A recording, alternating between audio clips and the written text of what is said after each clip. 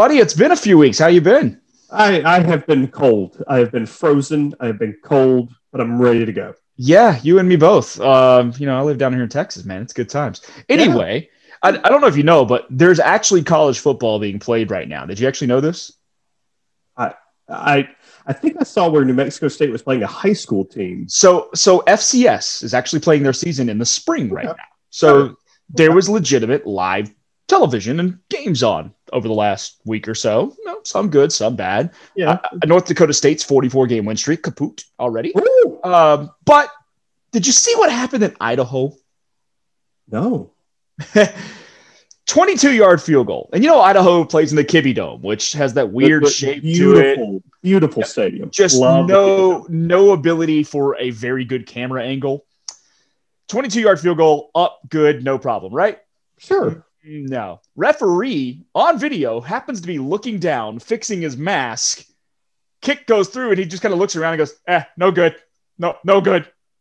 FCS fan football, baby. It's fantastic. Oh, no. Early, sometimes them football boosters will provide your family with a car or even house if you keep nice and quiet about it. They're going to do what now? Welcome to the place where if you ain't cheating, you ain't trying is a way of life. Just keep it down home, cuz. Where degenerate gamblers can congregate in peace. Money, yeah. Money, yeah. Where screaming at 20-year-old kids on TV is just another Saturday. Every fiber in your bone, and you take it and you beat the piss out of them. I'm talking about beat the piss out of them. Let's go whip their ass. Let's go. Where game days don't end until the Rainbow Warriors say so. It hits the upright. Oh my God! It hits the left upright.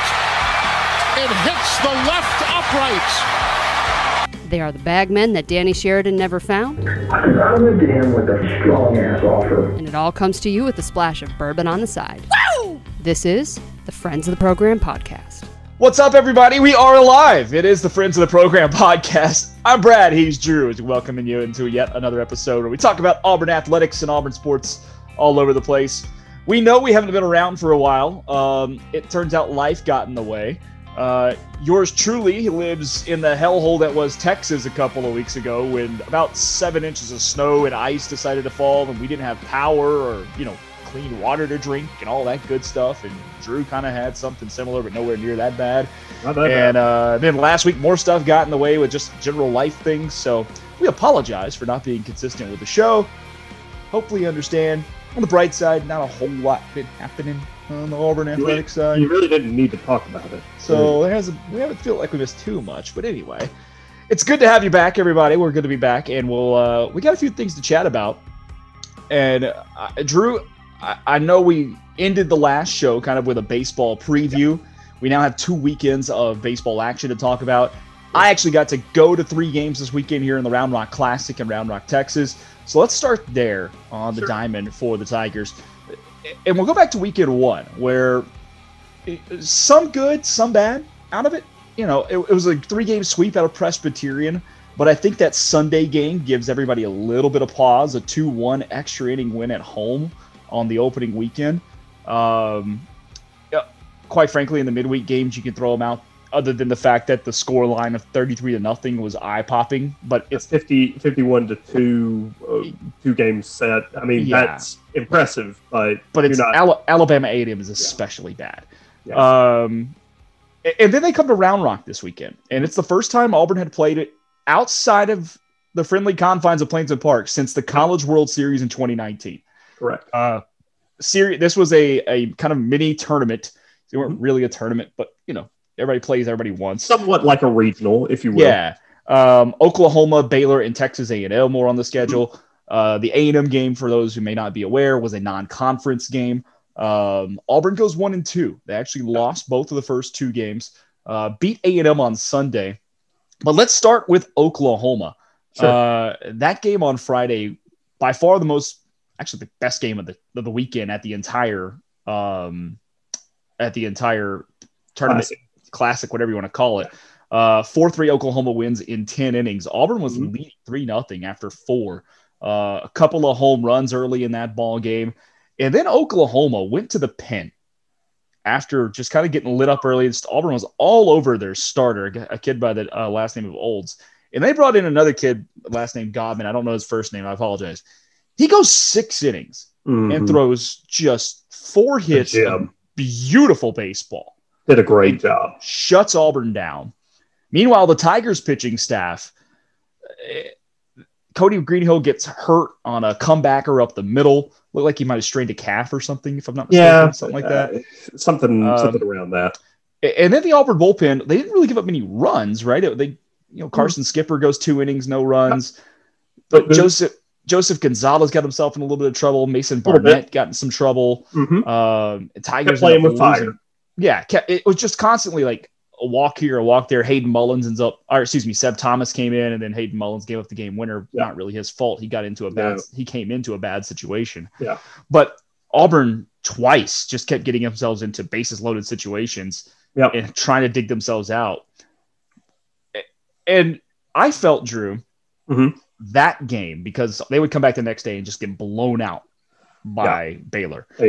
That felt like a hangover to me, going Friday to Saturday. And the perspective I want from you before we talk about Sunday, because there were some superlatives I want to talk about on Sunday specifically. Absolutely. The perspective I want to get from you is looking at Friday in a box and then looking at Saturday. 9 walks on Friday by the Auburn pitching staff. Just that's going to hurt you every time. Do you think that the plan was to see from Tim Hudson and Butch Thompson on the pitching side to see who could handle what? Because it seemed to me, being in the stadium, we didn't have guys in the bullpen ready to go to bring them into a situation where you may have needed them ready to go ahead of time. There wasn't foresight, in my opinion, watching that game. You could tell in the 8th that Mason Barnett was struggling, yet he came out in the 9th with no one in the bullpen ready to go behind him. Nobody was even long tossing. And that kind of replayed itself a couple of times until they got into serious trouble. Do you think that was something that we did purposely to see how they react moving forward? I have to, and for anybody that reads my article, my weekend articles on College of Magnolia, this is what I kind of brought up. I'm a silver lining guy. I never really thought of myself as that. This morning when I woke up, or actually after the Texas A&M game on Sunday, I get it, because I was so down after the Saturday game. Try being in the stadium. Yeah, I know. I can't believe that you stayed, because after about 5 or 6 to nothing, I would have turned in early. But I have to go with it seems like the thing that you have to remember is, even though Tim Hudson is as the pitching coach for the 2nd straight year, you're talking about his 23rd, 24th game as a pitching coach for the Auburn Tigers. So he's still feeling his way through this as well. 2018, Auburn had Steve Smith, who's now at Tennessee Tech and doing a bang-up job, by the way. But you're still Tim's still stretching out that coaching muscle, because this is his first coaching job, if you want to call it a job as a volunteer assistant. But he's the pitching coach. He's the pitching guy. So he's still feeling his way through this job as well. And I think it was, let me find out who my guys are. Let me find out what I can expect from these guys, because Hayden Mullins is a guy that Auburn looks to from this season. Next season, he's projected to be kind of kind of one of the guys that Auburn's going to look at as a starter off of next year's roster, with Jack Owen leaving, Richard Fitz probably leaving, Cody Greenhill definitely going. So Hayden Mullins is going to be one of those guys. Mason Barnett is going to be one of those guys. Seb Thomas could be one of those guys that could also see the weekend. So I think that when there was a lot of, in those pressure-packed moments, I think there was a lot of Tim thinking, and Butch probably thinking as well, let's see what these guys can do. Can they get out of this jam? No, they can't. Yes, they can, or no, they can't. But this is one of those games, and I brought this up in my article, which is why I brought it up. These are games that don't hurt as much. Yeah. games in February don't hurt as much as games in April and May. College, I think people get into the college sports mentality and think, oh gosh, Auburn went 2-1 this weekend. It hurts for the top 25 rankings that come out each week. It hurts for that. Other than that, I could give a rip about Auburn losing to Oklahoma in 10 or looking like dog against Baylor on Saturday. I more like the consistency and seeing people improve, players improve game to game. That's what I want to see, especially right now. And who are the people that I can count on? What's the way that you find that out? By putting them out there in pressure-packed situations. Yeah, as somebody who dropped money to go to the games, and folks, this wasn't like your typical game in Plainsman Park where you get in for $10-15. They were proud of the prices at the stadium this past weekend. I was not happy with the approach, obviously, because I want to see them win, and I don't get to see them play that often in person. But longer term, I certainly could take the perspective of see what we got. And what bothered me more, I think, than anything was if that's indicative of how we're going to coach and let the pitching staff go down the road, then we have a problem because that's showing no foresight. No. If it's indicative of, hey, we're just trying to see what we can do, maybe get them some experience, then okay, I can let that go. Although I do question, not all experience is good experience. And I think that's fair too. Yeah. There's something to be said for protecting the guys getting hit and trying to help them out and get some confidence that way too. We weren't bringing guys in the best situations. Now, can't help the first one because Cody came out injured. Yeah. But we didn't give anybody else a clean inning to start. We kept bringing dudes in with runners on. And I know you're going to have to do that later in the year, but as much as possible, especially with as young of a staff as we have and guys who have not really thrown, give them clean innings. If there's one criticism that I have, it would be that as we, I always talk about getting away from the epicenter, getting away from the impact zone of what happens so you can breathe a little bit. And as we have moved away, because Friday I was upset. I actually may or may not have thrown the bag with my souvenir T-shirt against the wall. Yeah, leaving the stadium. Yeah, no, I remember talking to you and saying I didn't even want to watch college baseball, which is unheard of for me because I was just so perturbed with the way things flowed as I was close to the epicenter. As I move away from it, the one thing that I'm really upset about is that we didn't do the clean innings. And sometimes you can't help that. Other times you can. Or you can give it to guys, and I know that Auburn doesn't have a whole lot of veteran arms at this point. Carson Skipper is probably your mainstay, if you will.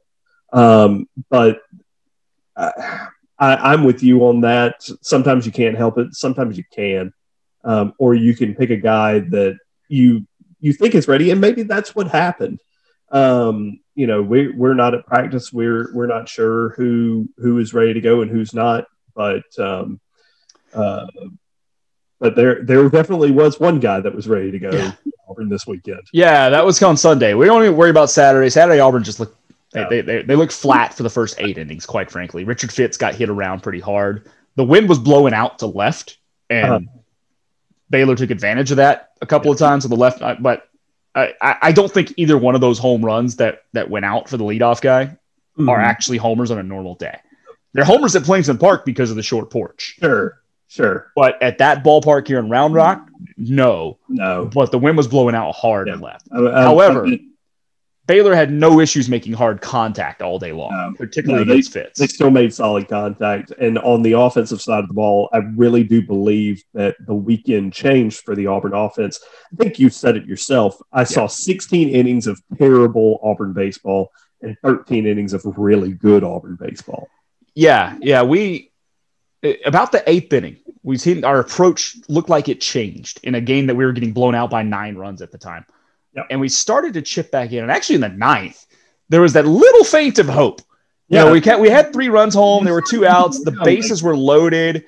And I'm like, and the Baylor pitching staff was a little wild in the ninth. I'm going, you get a couple of walks here. And then I think we were at our 2 or 3 hole in the lineup in that spot with a chance at a grand slam to tie the game. And I let my mind wander for a second, like knowing that, okay, you're still down 6. This isn't going to happen. It's baseball, but that's why you do it. But Auburn, I've seen crazier things. I've seen insane things before baseball, for sure. So Auburn started hitting the ball in the 8th and the 9th, and honestly, just finally making solid contact. Looked like they weren't trying to drive everything out of the ballpark. Yeah. And that carried over to Sunday. Mm-hmm. And what you saw Sunday was, to me, the best game we played all year. I agree. And it's still two weeks in, okay? But take level of competition.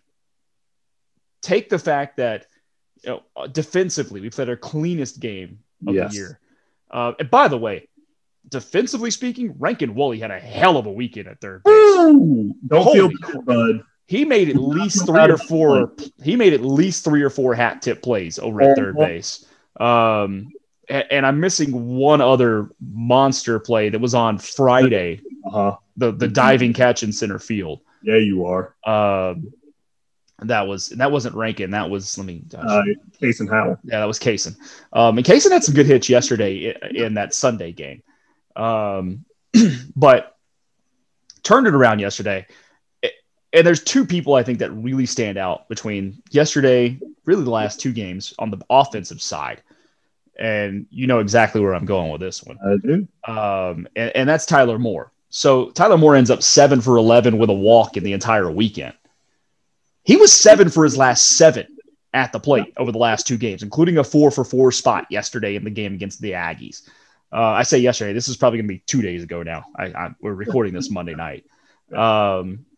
And they could not get him out. They had a lefty starter on the mound, just couldn't get him out to save their life. Touch him. And it wasn't cheap stuff, folks. He was ripping the ball. Just wherever he wanted to rip it to, it was base hit, double, wherever he wanted to go. The other one, and this is encouraging, and it's the young arm of Trace Bright. Because Trace Bright yesterday against an SEC baseball team went out there and threw 6 innings of 3-hit shutout baseball. He only struck out 1, but he did the Crash Davis, keep it democratic, ground balls for everybody. Yeah. Nobody was hitting the ball hard off of him. No, they couldn't square him up. And I think people get lost. I think that this is, as I've told my wife before, that, porn kind of ruins sex sometimes because you have this inflated expectation, and it's just what it is. Major League Baseball has inflated, and starting pitching in Major League Baseball has inflated what you're looking at now that Auburn fans are starting to pay attention to college baseball. Yeah. It inflates what you expect from a shutdown guy that you're not going to get. Kumar Rocker is probably the best pitcher in college baseball, and will not be long in the minor leagues. Not everybody has a Kumar Rocker. It's just not. Those wondering, yes, that is Tracy Rocker's son. Yes, it is, and he pitches for Vanderbilt. And Auburn doesn't have to see him this year until the SEC tournament, if we see him there. This is what you're looking for. This stat line is what you're looking for: 3 hits, 2 walks, and a strikeout in 6 innings. But Trace has been the best arm of the staff the first 2 weeks. He's 2-0. He's given up 1 run over 11 innings. Don't forget, he also started Wednesday in that 33-0 game. Yeah, and he's essentially a freshman. He pitched a little bit last year, but not many people pitched last year. Yeah, but he did throw last year. But no, by far, out of in fact, I feel comfortable saying this, out of everybody that I've seen throw this year for Auburn, which I've only missed the A&M, the 2 Alabama A&M games. I've watched every pitch of every other game for the most part. He's by far the biggest surprise, and he looked fantastic on Sunday. One last thing, injury update, 2 key ones out of the weekend. We mentioned the Cody Greenhill injury. Looked like he may have stretched out his calf wrong, or so. He was in a walking boot on Saturday after coming off the field in the 5th inning. He didn't want to come out of that game. Butch Thompson and the coaching staff were out there talking with him, checking on him, and Tim Hudson made the call. He actually walked from the dugout to make the call to bring him out. So that was, to me, scream precautionary. We need you later, big guy. Don't worry about it. And the other one's Judd Ward. So on Saturday, again, the game against Baylor, fly ball to left field, and at the ballpark in Round Rock, there's an LED board on the wall in both left and right field that's covered in plexiglass. And he ran full speed chasing a baseball and right into the plexiglass. He kind of dove up for it, or jumped up for it, trying to make a catch to rob a homer. And he wouldn't have. He needed to steal a quote. He needed a rocket up his ass to catch that one. Yeah, I credit the effort. No, but, I'm not. And this is what's crazy. He stayed like he was down. I thought he knocked himself out. Yeah, me too. I thought concussion. He was down for a solid 5 minutes. He stayed in the game. Yep. He came up the next inning and got one of our only hits in the first few innings. A little soft line drive up the middle, but he immediately, once getting to first base, tapped himself out, and he started holding it. He didn't move his left arm. No, he didn't. Held his left arm down and shoulder next to it. Yeah. Right now, they're saying he could play this week, as in the midweek game against Jacksonville. Yeah, like tonight, I guess. Tomorrow, yeah, tonight when the Stayers. Tonight. Yeah. I hope that we hold him out. Yeah. Don't need him yet. Nope. I love you, Judd. I want you healthy. Judd Ward, baby. Yeah. And if for the Auburn baseball who are getting more into baseball, you don't know as much too, pay attention to this weekend. There is a very, very good Xavier team coming to town. And it's 4 games. It's not your traditional 3. There's a doubleheader on Saturday. Old school traditional. Yeah. That's going to be a better series than you think. Yeah. Really, I think test how deep our bullpen actually is. Yeah. No, I'm excited for this weekend because this Xavier team just took 2 out of 3 against A&M. Had a rough weekend against Wofford in Spartanburg earlier this week. I think they went 1-3 against Wofford, but that doesn't mean to say anything about the level of talent that this Xavier team has. Normally a 3 or a 4 seed in the NCAA tournament, but they're always in the NCAA tournament, and that says something about a program that can do that, especially from Ohio. We're going to switch real quick, but stay on the diamond and talk softball for just a second. We like to watch our softball team.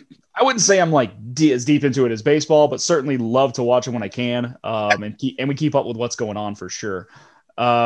More than anything, they're 10-1. Schedule hasn't been that heavy as far as competition early in the season, folks. Let's just be real about it. They had their only losses to number 19 South Carolina. They also beat number 19 South Carolina as well. The loss was won by 1 run. Schedule picks up once SEC play starts, but we'd be remiss if we didn't talk about Maddie Pinta. Yeah. And if you haven't heard about Maddie Pinta, you need to get to the Auburn softball complex if you can and go watch Maddie Pinta. Maddie Pinta is a true freshman. Maddie Pinta has started 5 games for your Auburn Tigers. Yep. She's thrown 2 no-hitters, including 1 in her very first starts. And get this stat line, man. Her last one against Ooey Pooey, one of my favorite ones, Indiana University, Purdue University at Indianapolis, I think is what it is. 7 innings, complete game in softball, no hits, 2 walks. How many strikeouts, Drew? Oh gosh, and remember this is 21 possible outs. I'm gonna go high because I don't know what the number is, but I'm gonna go 10. 17. Holy crap.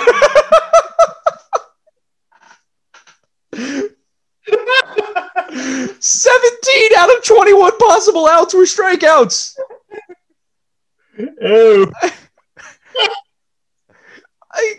It's just ridiculous. Like we were talking about Tyler Miller's stat line of 7 for 7. Yeah. Or 7 for 8 or 12. 7 for 7 over a cost of 8 bats. Yeah. Yeah.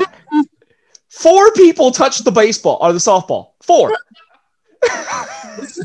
And don't get me wrong, I'm not making fun. I'm not. It's a big orb. It is huge, not huge. It's a big orb. Here's the craziest part. She's got the third best ERA on the team. She's thrown the most innings. Yeah. But she's behind Shelby Lowe and Lexi Handley as far as ERA goes. Now Lexi's only thrown 8 2/3. Shelby's thrown 19 1/3 and given up just a run. But all four of them are under 1 in the ERA department right now. The other thing that we have to say again, talent level has been the best, but a 1-run loss to number 19 South Carolina and a team that you beat the day before by 1 run. Yeah. Still, 17 strikeouts in 21 possible outs is just ungodly. There you go, Maddie. Well done, Maddie. Way to go. And also, we are closing in quickly.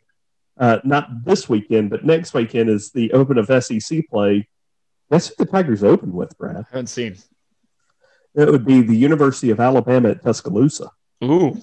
Yeah. That's wow. Yeah, that's a hell of a way to come out of the gate in the conference. They usually save that series for later in the year. They ain't saving nothing. Surprised. Yeah. All right. Let's switch over to the hardwood real quick. Talk about the basketball team, the men's basketball team first. We're actually going to talk about both today because there's some interesting things on the women's side I think that need to be addressed. First, though, we talk about the guys who pick up a big win on Saturday. I think you saw it, some of it at least. I didn't. I was at the ballpark. Auburn beats number 25, Tennessee by 5, 77-72. By far and away the best game Auburn's played in about 2 or 3 weeks. Yeah. Since that Kentucky loss, where they lost by a couple of points. Mm-hmm. Played well. Yeah. What'd you think? Just put it together. Happens. Yeah. I was sitting in the stands, and a friend of ours from Auburn and named Rob, shout out Rob and Andrew, they flew over for the games, a couple of games this weekend. It's crazy, by the way. You and I are getting old because we remember Andrew as a kid. And like a 5-year-old. Yeah, I was drinking beer with him. So it's weird, man. Knocked it out of his hand. No. Yeah, it's really weird. Anyway, we were all keeping up with the game, and Andrew pointed out that, we did this without Sharif. Yeah. So Auburn actually beat a ranked team without Sharif. And here's the other thing. That's 6 in a row for Butch against Tennessee. Yes, it is. I wouldn't have guessed that, but that's surprising. No, that especially when, and it says something to me because we all kind of knew or had a feeling that this Auburn basketball team wouldn't be on par with what we kind of hoped. Well, I still don't know what we know or don't know about this team because we don't have Powell and we haven't had Sharif together all year. They've had to play one game together. Yeah. And we also don't have the carrot of let's play for something. Yeah. Because what is it? Tuesday, Wednesday? This is the last week. Yeah. Yeah. This is the last week of conference play. So after, you don't have the carrot of let's play for tournament seeding, let's play for NCAA tournament seeding. There's nothing to really play for except for love of the game. So you kind of know, but you kind of don't know what you have, which is why it was exciting to see Justin Powell on the bench at least, as he works to get over that concussion. I'm more interested for the offseason than I am this week for Auburn basketball. I want to kind of get past this week for Auburn on the hardwood, just so I can find out who's going to be on the team next year. Mm-hmm. Next year, to me, is a very could be very interesting team to watch. Yeah, Auburn, with recruits we have coming in, Auburn has the chance to be 6'10" across the line up front. Mm-hmm. Sharif at the point. Yeah. Use Allen Flanagan at 3 spot. And then if Powell comes back healthy, Powell is at your 2 as a true shooting guard. That's a hell of a line with some serious depth on the bench. I mean, that's a hell of a lineup. Not nothing. No. I'm interested to see tonight's game, which is the Alabama game, we're dropping this on Tuesday. So That game is tonight over in Tuscaloosa. And I only say that because Alabama clinched the SEC the other day. Mm-hmm. What's their motivation like to play this game? Except to get back the trophy, but that's not the basketball team. That's football. They're team. playing the NCAA. Well, the only thing they're playing for is NCAA seeding. That's really it. Yeah. They dropped to number 8 in the polls. But yeah, this is only for tournaments, NCAA tournament seeding. Yeah. You brought number 1 in the SEC tournament. And in most years, you'd be playing maybe for a better spot to play your first weekend at or something like that. Everybody's playing in Indianapolis. It doesn't matter. It's in Indy. Yeah. So, which, by the way, I did not know this. The tournament is now Friday, Saturday, Sunday, Monday. That's weird. Yeah. I don't like it. I had to look that up because of scheduling things here at home. But yeah, it's a Friday, Saturday, Sunday, Monday. So my only thing with Indy here, and this is way off topic, but two things. Mm-hmm. One, where are they going to play have 8 sites? Because the first weekend typically is, I think, 8 or 16 sites, something like that. 8 it's 16. Sites. It's 16 sites. 16? Isn't it? Yeah. If I'm not, no, it's 8 sites. You're right. There's 8. Yeah, there's 8 teams at each site. Yeah. So where are they going to put 8 courts? That's question number 1. Like, are you going to line 3 or 4 up in Lucas Oil and make them like vertically towards sideline to sideline, like a football stadium? And you could put more that way. It depends on, are there going to be fans? I don't think so. Maybe a few. Maybe a couple. You could play a few. You could play at Butler's arena, I guess. You could play at the Pacers arena, but surely the Pacers have some home games, right? Maybe that's why you're doing it Friday, Saturday, Sunday, Monday.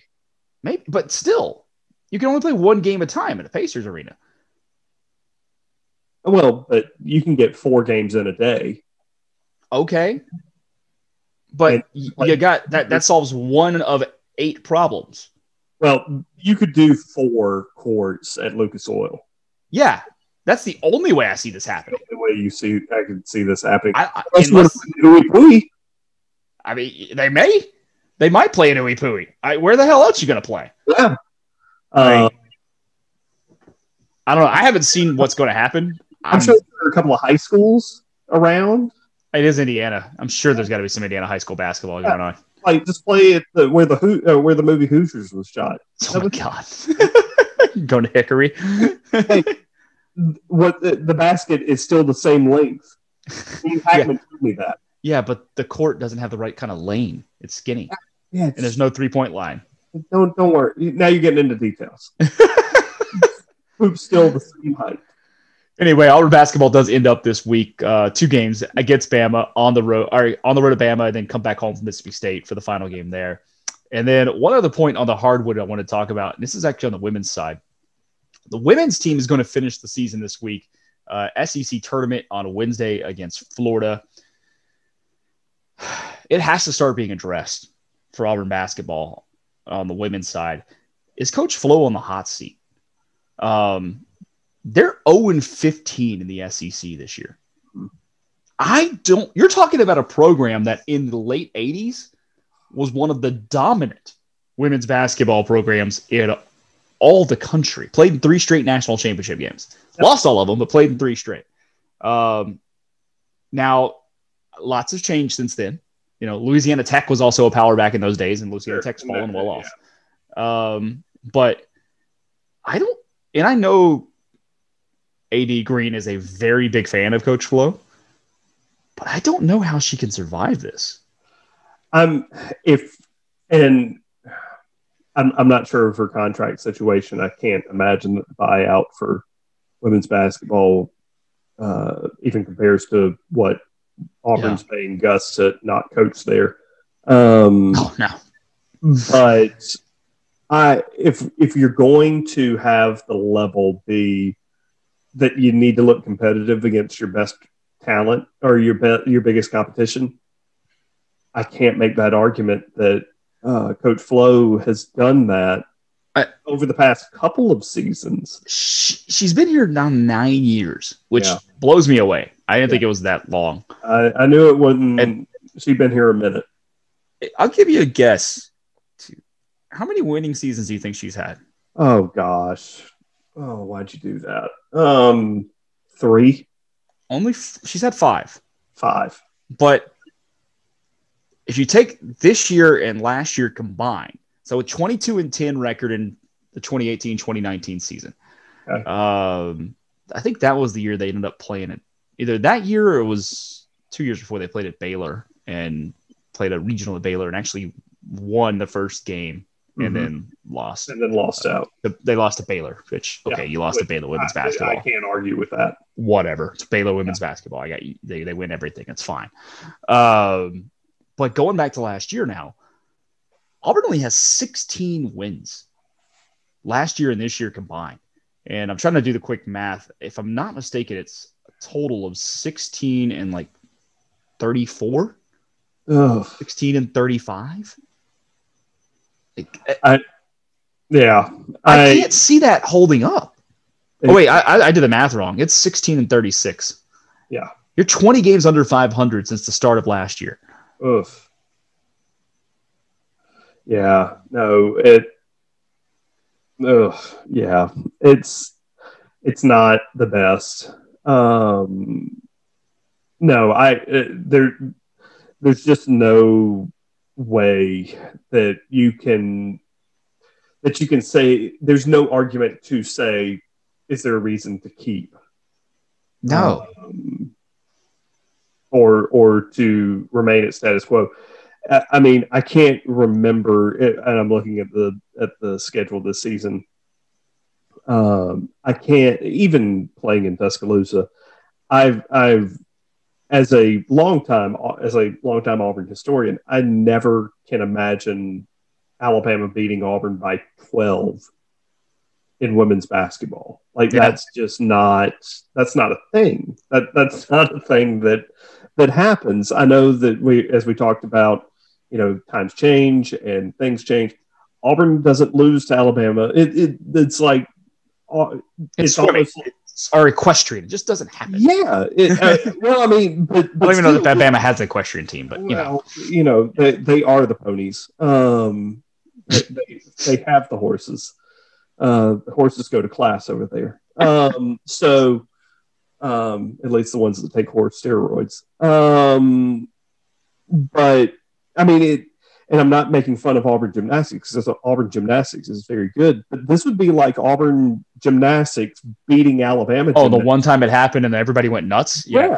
Like that, except Auburn's doing this year after year after year. Yeah. To Alabama gymnastics. It just doesn't happen. It's a big deal when it happens. Now it's just no. Yeah. So I vividly remember back in college, I used to go to just about every women's basketball game. I enjoyed going. This was in Joe Champion was coaching. And I mean, they weren't great, but they were fun to watch, right? Yeah. And won the women's NIT. Well, that was, I think, after it. Oh, maybe they were there when I don't remember. That was one of Joe Champion's last seasons. Yeah. At Baylor, actually. And then, you had that, and then it just seems. I thought Coach Flo was a great hire when they hired her. She had won like 6 straight 20-game seasons at Georgetown. It was okay. Yeah. Quality hire. And it just hasn't clicked. For whatever reason, it has not clicked at Auburn. And if there's one coach, I think, on campus that you have to now look at and go, hot seat time? Really? And it may be beyond hot seat time, actually. I think it's over. And you can make the argument, well, maybe there's good class, maybe it's a weird year or whatever. Okay. Gene Chizik got fired for going winless in the SEC 2 years after winning the whole shebang. Yep. The whole shebang. Yep. All right. You can't go winless in a 16-game basketball season in the conference and expect to stick around. You're going to screw up and win one. Yeah, you think. Because, and then I scrolled down just a little bit. I'd be remiss if I didn't mention that Auburn lost to Alabama in Auburn Arena 92-78. Yeah. Also this season. If we're going to judge, and I know that it's football to women's basketball, and it doesn't make a whole lot of sense. If I'm going to judge, if the level of competition is, or if the level of judgment is, how do I do against my peers? Yeah. How do you do against your biggest competition? Alabama, Georgia, Tennessee, I'm not even going to put you in South Carolina. I won't make you do that. But if you can't do anything against Alabama, Georgia, and Tennessee, the traditionals, yeah, I can't make the argument for you. I can't help. I think you're probably going to see a change there. I just don't know how you can justify hanging on. Anyway, I hate that. Last thing I want to talk about tonight, everybody. It's spring practice is starting up here for football. We've been getting workout videos. I haven't seen the actual official day for spring practice starting. Have you? I haven't seen the official day for starting up. I know that A-Day is April 17th, I believe. Yeah, that's pretty. Oh, I'll be on planes. I'm going to miss A-Day. Okay. That you know that. Huh? That's pretty impressive that you know exactly when you're on a plane. Yeah, I'm flying home from vacation that day. So the other reason is, and this is total sidebar. So as you can see behind me, NLS fan, our team here in Austin is kicking off this season for the first game, and the first game is supposed to be April 17th. So I'll probably be on a plane for Austin's first game instead of at the brewery with everybody hanging out because we're going to be on the road for 2 months. Yeah, they got to finish the stadium. It's done. Yeah, it's all kinds of stuff. It's a thing. It just means we get to spend more time in 100-degree summer games. Yeah. All right. Hey, they promised us nothing in July and August after like 8 o'clock or before 8 o'clock at night. So as long as that's the case, then I'm good. I mean, at least you won't die of sunstroke. Yeah, it's still going to be hot, but it's like there's air flowing, and they did design and build the stadium specifically for that reason, to build airflow and everything. And there's covers over every seat as far as a roof goes. So hopefully that'll help. Anyway, total sidebar there. Spring practice does start up here soon. Yeah. Auburn's been active in the transfer portal. I like what we've been doing. We've been getting immediate impact players, including the kid out of West Virginia, to shore up the defensive backfield. Which the defensive backfield is now... That's a strength. Pretty strong. Really strong. Uh-huh. Yeah. I see this spring as a lot of pressure on Bo Nix. I know the offensive line's still not going to be great unless they really start to come together on the coaching staff. But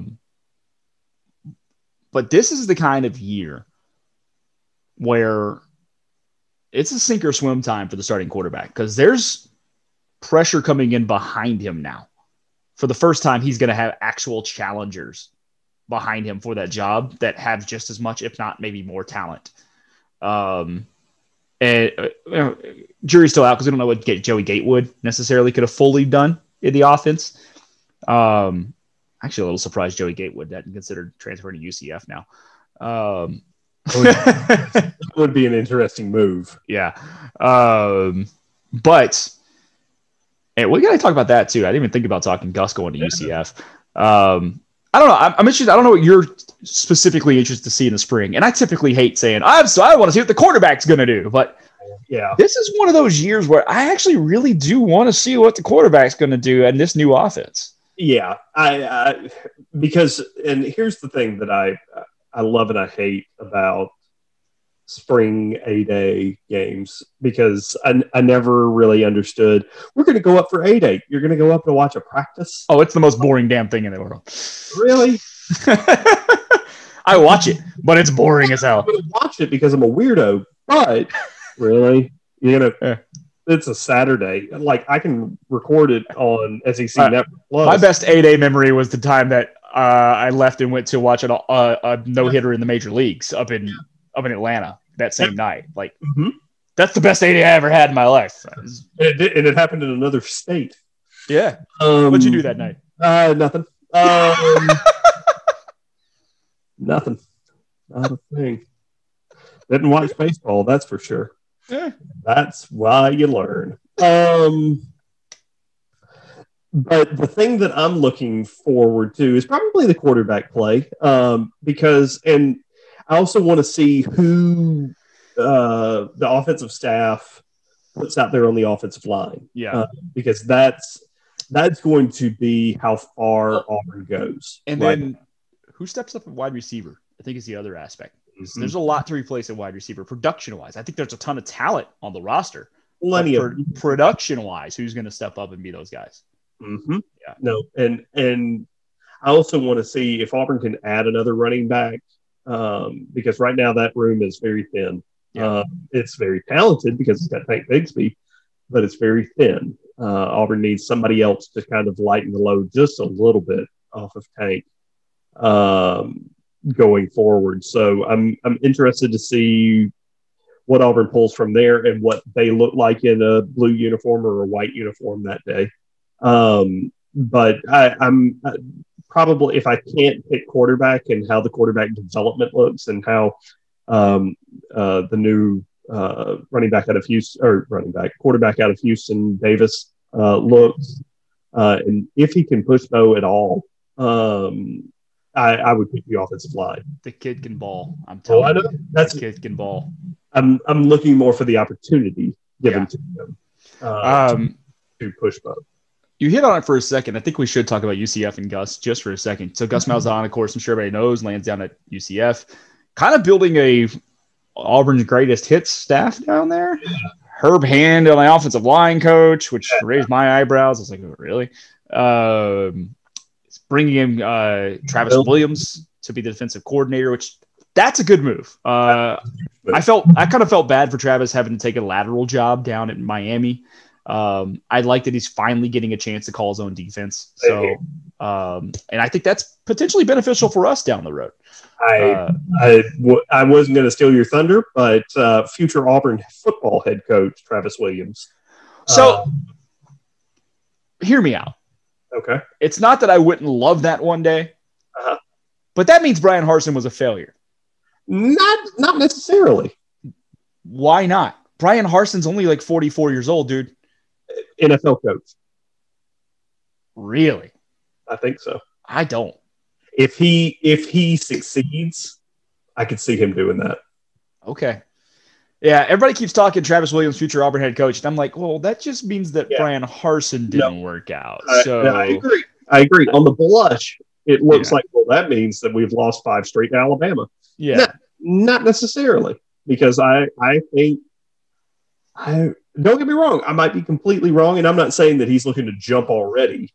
No, 8 years at Boise should show you that. Yeah, no, he's all about getting it done, but he's also an adrenaline junkie.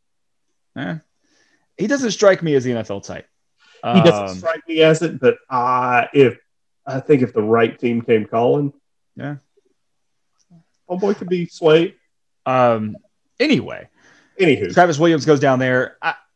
I'm mixed on the Gus hire at UCF. On one hand, I'm happy for Gus. Legitimately, I'm happy for Gus. He's a good guy. Happy. He seems like a load is off of him. He seems like he's happier and having more fun than he has in the last 4 years at Auburn. He's taking, at least on Twitter, he's taking a page from Lane.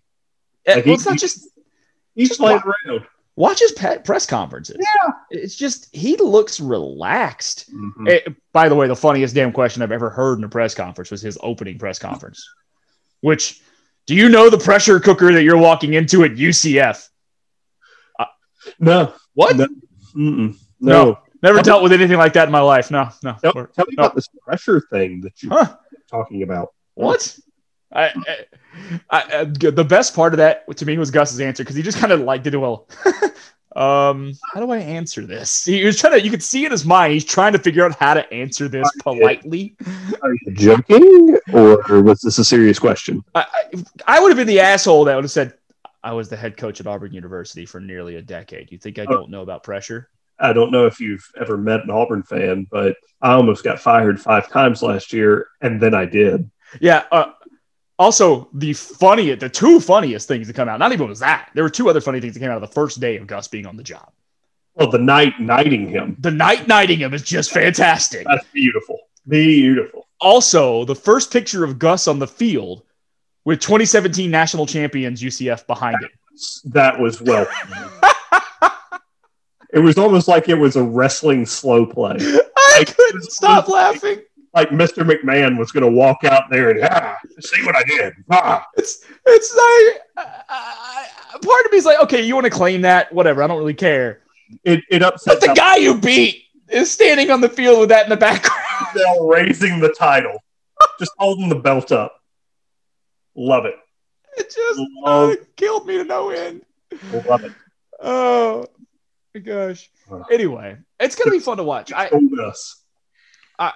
think Gus, he's gonna be able to out-talent everyone for the first time in almost a decade. Yeah. And that's been his biggest thing. If he can out-talent you, he can win. And which is why I think this is perfect. I think it's a beautiful move for UCF. They're going to love him because he's going to go 10-1 or 11-1, 10-2, win the conference more often than not. He will be up there for the New Year's Six. Now he'll lose that bowl game hard. He will lose that bowl game hard. Yeah, he might win one, but he's going to lose that bowl game hard every year. Yeah, I wonder how they're going to react if he starts losing bowl games at all, because they typically do well in bowl games at UCF. I am looking forward to the shootout every year against Memphis. That's going to be fun. And the Luke Fickell game every year at Cincinnati. It's going to be real fun. If you talk about two people that are going to get under each other's skin. Polar opposites. Just polar opposite people. And I'm going to love every second of watching that game. Yeah. For about 4 or 5 years until somebody finally smartens up and takes Luke Fickell. So yeah. I think Gus is where he's at for the long haul. I could see Gus here for about 8, 9, 10 years.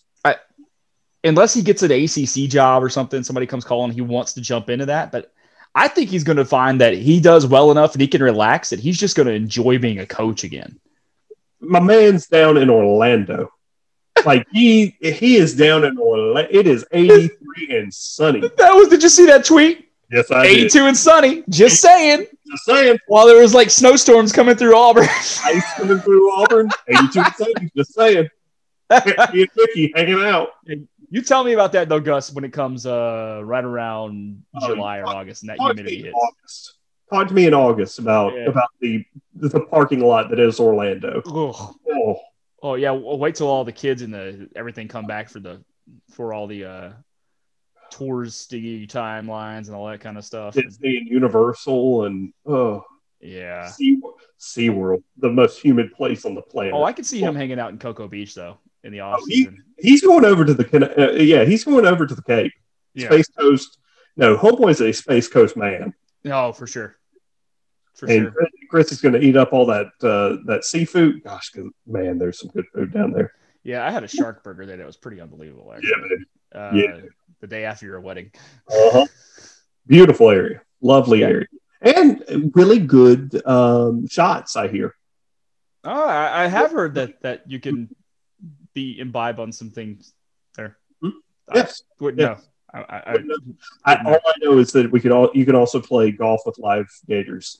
Yeah, that was really weird, and I felt sorry for those alligators, man. They were like little tiny guys, little itty bitty guys, and they were like, "Yeah, you want to hold them?" No, I don't. I feel bad. Also, total sidebar again. People, sorry about this. Saddest strip club I've ever seen in my life from the outside. Promise I didn't go in it. I swear to God, I didn't go in it. I wanted to.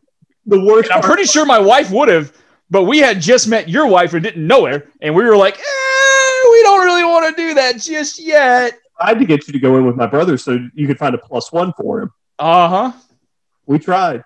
Oh my God, that place looks skeezy. Oh, every time I drive by it, I always giggle. Anyway. Cheaters, right there on A1A. I forgot that was the name. Yeah, Cheaters. Yes, it is. That's the name of the strip club in Cocoa Beach, Florida. I forgot that was the name. Yes. Anyway, that's going to wrap it up this week, everybody. We do have a fun off-topic to get to at some point. Well, it's an Auburn topic, but it's an off-season topic. We kind of killed a full hour today, so we're not going to worry about it this week. But at some point, we'll get to it. You're going to hear some angry ranting, though. I'll just warn you there when it does happen. I have to get my wife out of the house because I might stand up and just grab the mic. Yeah, there might be a hole put through my wall if I start talking too much about it. Yeah. Anyway, we'll get to that down the road. That's what we call a teaser. Not a cheater. No, not a cheater. That's a teaser. They do teasers at cheaters. At cheaters. I'll wrap it up, folks. Thanks for joining us. Hope you guys had fun. Sorry again, we were gone for a few weeks. Again, life happens. What are you going to do? We'll be back next week, though, for sure. For Drew McCracken, I'm Brad Tillery. Folks, don't forget to follow us as well all the time on Twitter at FOT Podcast. Same on Instagram. Look for us on YouTube, Friends of the Program, and Spotify, iTunes, all that good stuff. You can subscribe anywhere by searching Friends of the Program. We'll talk to you soon. Thanks, everybody. War Eagle. War Eagle.